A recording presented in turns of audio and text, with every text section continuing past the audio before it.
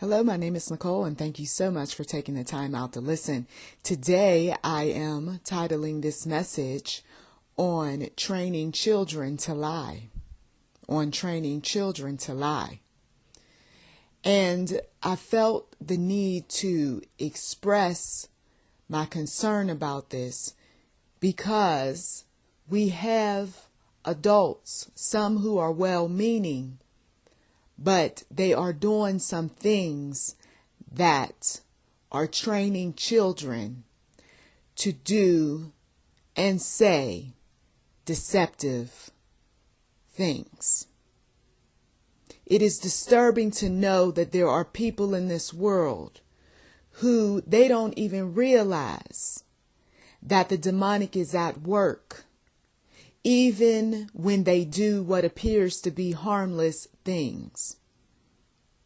I don't know if some of you all are familiar with healing exercises, but healing exercises will help you discover what your soul wounds are, the things that are still occurring in your life that date back to at least the first 15 years of when you grew up, the type of influences and the things you learned, and why they still have an impact on you as an adult.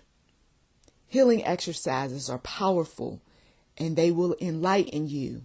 They will draw you near to the Lord. They will also help you establish boundaries. You will find yourself having to go back down memory lane.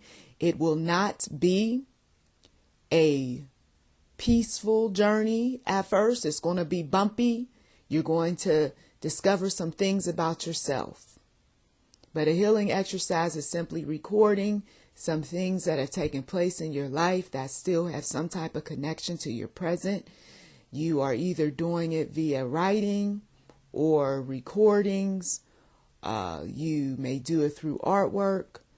But that healing is what you are in search of. You are getting in touch with your wounded self, and you are finding ways to bring peace, to bring healing, to do better in your life. So I do encourage people to do this sort of thing, in addition to reading your Bible and praying and fasting and, cutting off and cutting away and all of that good stuff. Now, on this training children to lie, the deceptive spirits are at work. They deceive. They will utilize whatever resources they can to get children to do things that are disturbing. And like I said, some well-meaning people don't realize that they are doing just that when they say things like, and I'm going to give you a series of examples, when they say things like, don't tell your mother. I'm going to give you this, but don't tell your mother. And they know that what the mother is objecting to or doesn't like is something that is to help the child, but they want to appear like they are a friend to the child. Okay? So if the child is approached by the mother, did you get A, B, and C? Guess what the child's going to do? They're going to lie. They're going to say no. Okay? Another example. Put this away. Don't let your father know about it. Okay? Once again, you are training the child to do something that is going to put them in a position to have to tell a lie. Another thing. I did this for you, but don't you tell anybody about it. Okay? So, if someone questions the child is not going to say the truth. They're going to tell a lie, or they're not going to say anything at all, which is pretty much the same thing. Okay? Another example. You are going to do this for me. And if you do this for me, I'm going to give you this, that, and the other. But if you don't do this for me, then I'm not going to get this, that, and the other. And by the way, If you say something, I will hurt you. So the child walks around with a burden on his or her heart and may never breathe a word, but later in life, some quirky things happen with the child in their personal relationships. And they find themselves being a bit odd, a bit strange. They lie, they cover up. And then at some point they realize that all of their negativity that is happening in their adult life is tied to those secrets that they carried, and that they were told that if you ever say anything, this is what's going to happen. Okay? Lies. Children are trained in so many different ways to tell lies. They will watch cartoons and see characters telling one another lies. They will watch television shows and movies and look at people tell lies with smiles on their faces, deceiving other people. No, that's not what you saw. No, that's not what I did. You must be mistaken. I wasn't there, but you were. No, I wasn't. They're watching the scenarios play out. And then what do? They mimic what they see. And a person who thinks that a child doesn't lie is lying to themselves. Children will tell lies sooner or later. They will come up with a story. They will exaggerate details, or they will omit details, or they will keep their mouth shut. But sooner or later, someone is going to tell a story on someone else. Someone's going to say that, no, I didn't take that out the refrigerator or off the countertop or out of the drawer, when they really did. Someone's going to say, no, I didn't punch my brother, spit on my brother, kick my brother, when they really did. Someone's going to say that, no, I wasn't there, when they really were. No, I wasn't part of the crime, when they know that they not only was a part of the crime, but they came up with the plan. Yes, the lies are going to come forth. And what do we do? What do we do when we are in the presence of children who like to lie, whether they're our children or someone else's? What do we do? Well, we want them to be honest. So we give them an opportunity to speak honesty, right? To tell the truth, to give the details. We want to hear what they have to say. And even if you don't want to hear what they have to say, ask anyway, and take the information and carry it back to the adult who's responsible for the child. This is what he or she said. And of course, they're going to deny if they know that there's consequences. Some are not going to deny because they got this type of connection or relationship with someone where the person says, I don't care what you do. I just want to know the truth. And no, I'm not going to hurt you or beat you or do anything. I just want to know the truth. And so for some children, when they feel safe, when they feel comfortable with telling the truth, they're going to bring you the truth. But for that parent who is scary, who's big, bad, and crazy, no, they're not going to feel comfortable telling you the truth. Now, when you have another parent telling a child, don't worry about what your father says or what your mother says, or here, go ahead on and do this.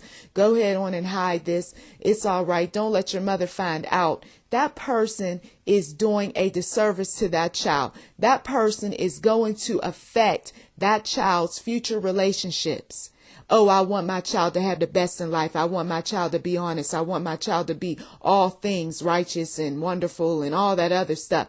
But how? When you are encouraging that child to lie to the other parent, when you are telling that child how to deceive the other parent, when you are telling that child to hide this, to put this away, don't tell your mama or don't tell your daddy.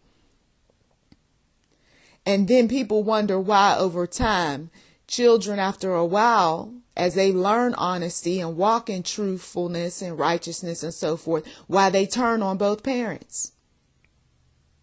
You didn't look out for me, didn't want to know what was going on with me.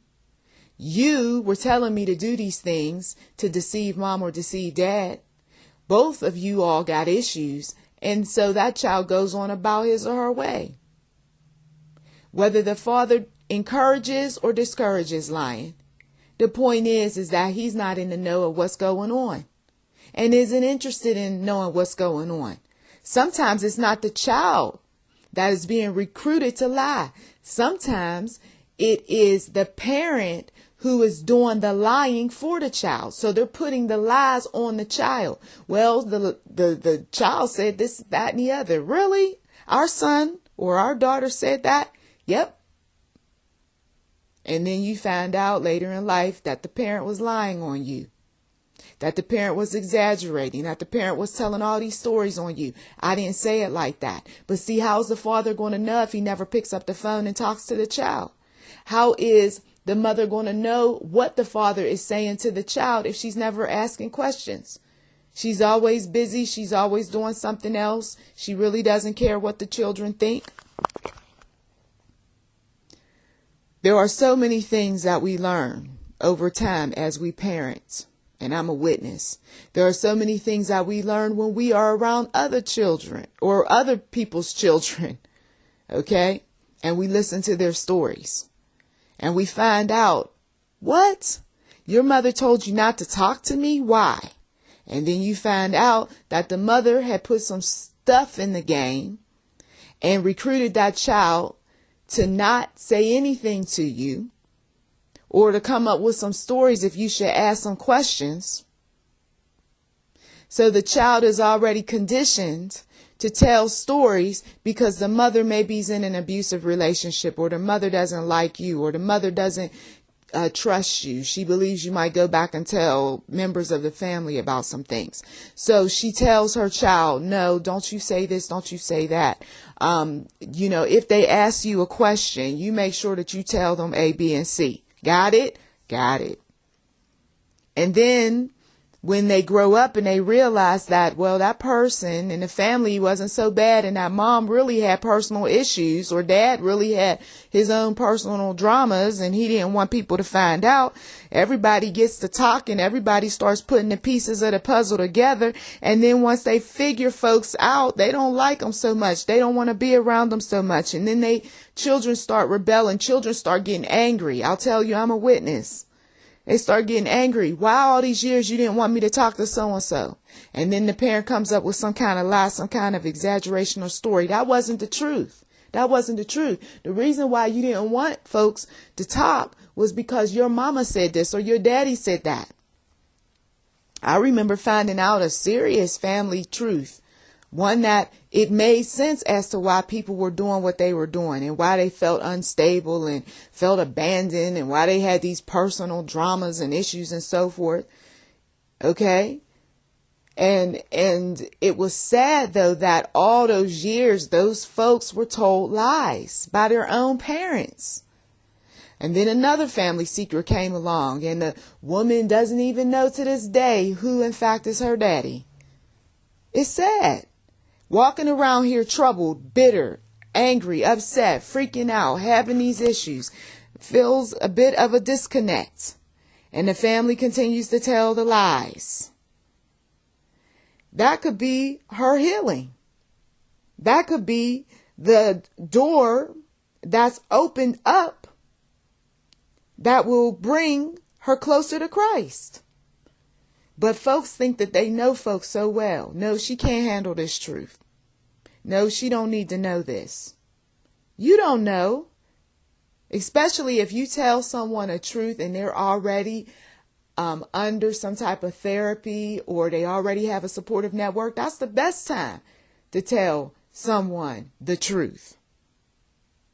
But these young children were recruited early on to tell lies, to cover up, to harbor secrets about other people. They are recruited early on, and when they see that one lie is acceptable, then the next lie is acceptable, then the next one, before long, they grow up to be liars, masters at telling lies. They will tell lies to their partners. They will tell lies to their own children. They will tell lies to their grandchildren. They will go off somewhere, tell lies to their best friends. They'll tell lies to their employers. They don't mind lying. They won't even blink their eyes when they tell their lies. And the sad part about liars, especially when they grow up to become master storytellers, and you find out the truth and you approach them, they want to continue on with the lie, even when the evidence is right there in front of them. Even when they know that they will be hurt, knowing full well that they could be hurting other people behind their lies, knowing that the relationship could come to an end, knowing that they could lose everything behind the lie. But that's okay, because their lie is more important. That covering up stuff is more important than telling the truth. We are talking about people who have spent years being trained by others on how to tell a lie, how to keep your so-called, dignity, reputation, and whatever else behind a lie. How to not anger others. That's a good one. You don't want to anger your mother, so tell her this. You don't want your father to know about this because you know how he is, so tell him this. We see even in the Bible where the mother tells a lie and puts her son up to deceiving her husband. And it was over an inheritance. Some of you all remember that story. And then we had Ananias and Sapphira who told lies about giving all the money over to the church, and they didn't. And then what about Judas, who goes and betrays Jesus and tells his share of,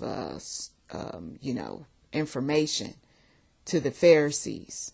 But then he has a different face among the disciples. Okay? Trying to appear as if he's a friend when he's really a foe. Deception.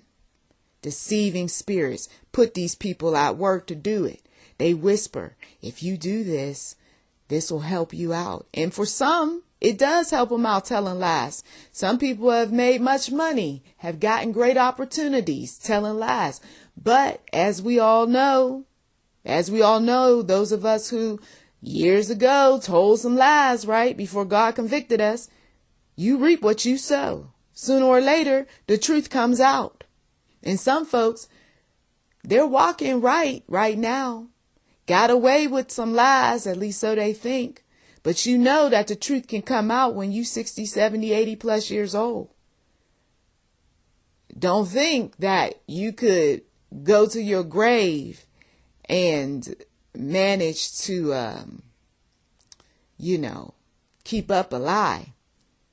Because you see, we got some young people that are quite savvy, and this internet has a way of connecting folks. And so them stories that go around in families, eventually they end up being scrutinized. People start looking at them stories a little closer.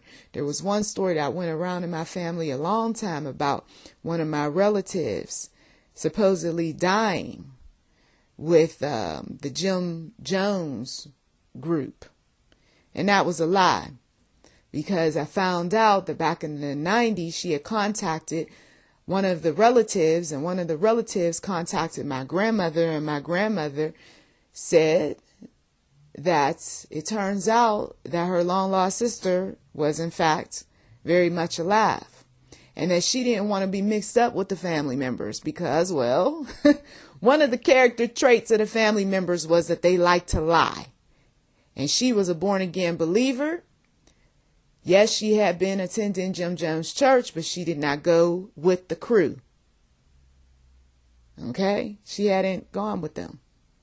But the lie was still going around, even though folks were aware of the truth.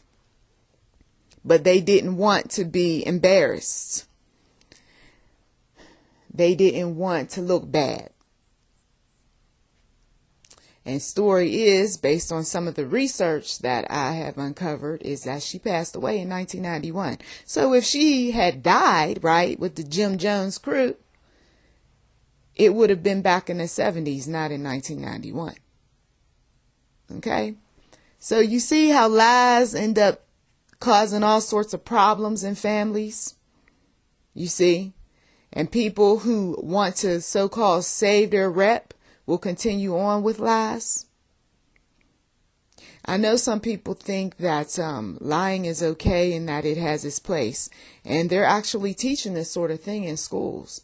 That, well, sometimes it's okay to tell a lie. You see, especially if you know that your life is in danger. Well, if God puts a lying spirit in somebody's mouth, and he has done that sort of thing, it's in the scriptures, he put a lying spirit in some prophets, then, hey, he's God. I'm not going to argue with that. But we know that the majority of folks are not under some type of pressing situation where their life is in danger. The average Joe is not going through something where he's got to tell a lie in order to keep from being beaten or killed or any number of things. He's telling a lie because it's just what's convenient for him. It's what's beneficial for him. You see. Truth is truth, lie is lie. What's frustrating and what causes many arguments in relationships is when a person wants to take a lie and say that it's truth. You want to send somebody off into a place of much anger and upset and discord and so forth. Go ahead on. Tell them that what they are saying is a lie when you know full well it's the truth. Or you are telling a lie, but you want to convince folks that it's the truth.